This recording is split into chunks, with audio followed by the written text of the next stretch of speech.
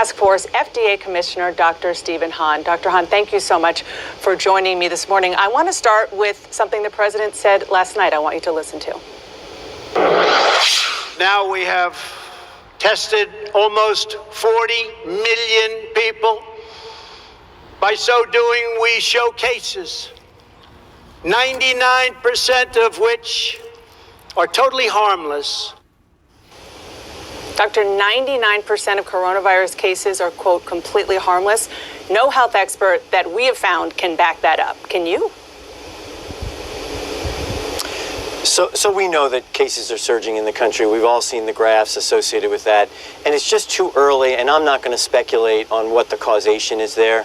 What I can tell you is the way out of this, Dana, the way out of this for all Americans is to follow the CDC and the White House Task Force guidelines, social distance, wear a mask if you find yourself in a situation where you can't social distance, good hand hygiene, all the things that I would tell my patients.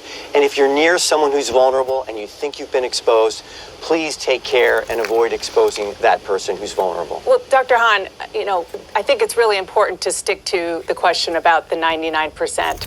That the president threw out there. I can tell you it's not true, and that's obviously not my opinion. It is fact based on the CDC estimates. Only about a third of coronavirus cases.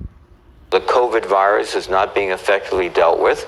It's causing huge economic problems. And what we have seen from the White House has not been the kind of consistent, thoughtful use of the powers the president has. Cases, 99% of which are totally harmless. How does that make you feel as a member of his own task force?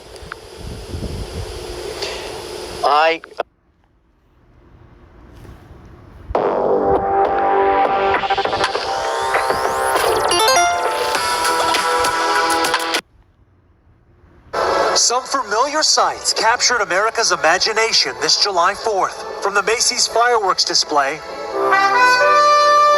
to a virtual Boston Pops performance. The orchestra saluting first responders as they face their greatest challenge yet. Coronavirus cases are exploding across the country, with popular vacation spots like Myrtle Beach, South Carolina, continuing to draw crowds. Even with a reality check on the numbers, South Carolina breaking its single-day record with 1,800 new cases, while Florida smashed its own 11,400 new cases on Saturday, after shutting down pristine beaches on its southeastern shores. Do you find these rising numbers unnerving? Absolutely. Miami's largest healthcare provider, Jackson Health, experiencing a 40% jump in COVID patients in a week. How close are we to being on the brink of catastrophe down here? I'd say we're pretty close. The median age of those testing positive in Florida right now, 36 or 37, but that's not allaying doctors' fears. Some of those younger ones are getting quite as sick, and some of those younger ones are requiring ventilators.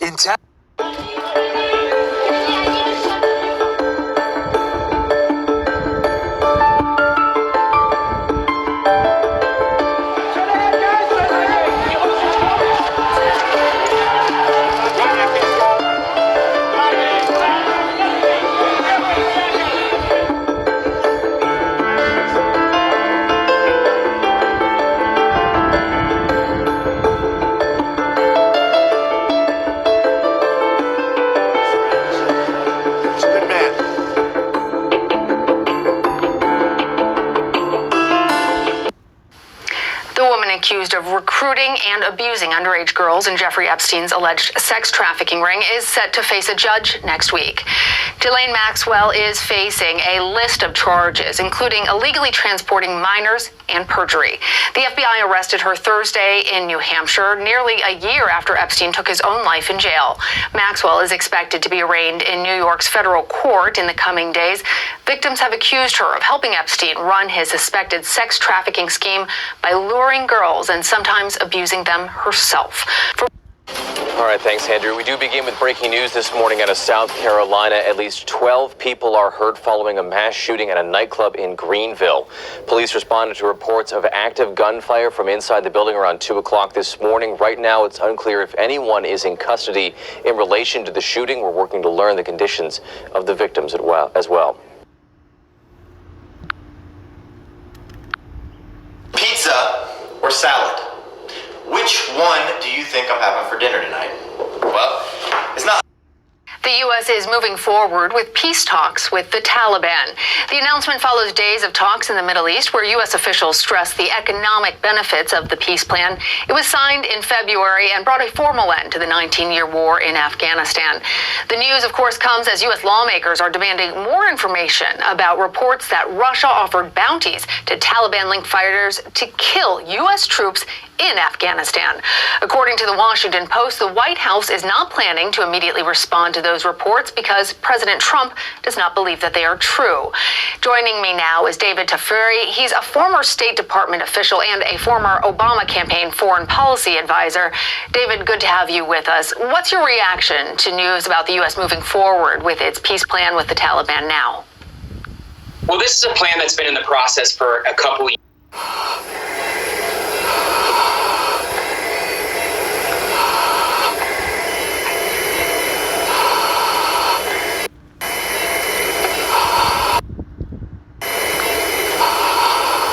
Evidence